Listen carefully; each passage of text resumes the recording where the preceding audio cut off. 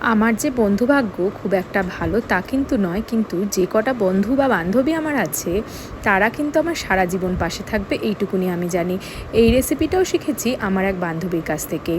এটা এক ধরনের ভর্তাই বলা যেতে পারে, আবার এটাকে বেগুন মাখাও বলা যায়। রান্নাটা করার পরে খেতে বসে আমার এত ভালো লেগেছিল যে তোমাদের সাথে শেয়ার না করে তো আমি পারলামই না। আমার শাশুড়ি মা এখন বেড রেস্টে আছে, তো তারও এই রান্নাটা খুব পছন্দ হয়েছিল। বেগুনটাকে নুন, হলুদ আর লাল লঙ্কা গুঁড়ো দিয়ে কড়াইতে একটু সর্ষের তেল দিয়ে ভালো করে ভেজে নিয়েছিলাম। এখানে কিন্তু আমি বেগুনটা বেশ সরু সরু করে কেটেছি যাতে ভাজাটা বেশ ভালোভাবে হয়। এরপরে কড়াইতে পরিমাণ মতো রসুন, শুকনো লঙ্কা আর পেঁয়াজ কুচি দিয়ে ভালো করে ভেজে নিতে হবে। তবে এই রান্নাটার মধ্যে যদি তোমরা একটুখানি কারি পাতা অ্যাড করতে পারো তাহলে কিন্তু এটা খেতেও অসাধারণ হয়। কিন্তু আমার কাছে কারি পাতা সেদিন অ্যাভেলেবেল ছিল না। এদিকে মাম্মির যেহেতু শরীরটা বেশ খারাপ, তাই একটু মুখরোচক কিছু চাইছিল, তাই জন্যই এটা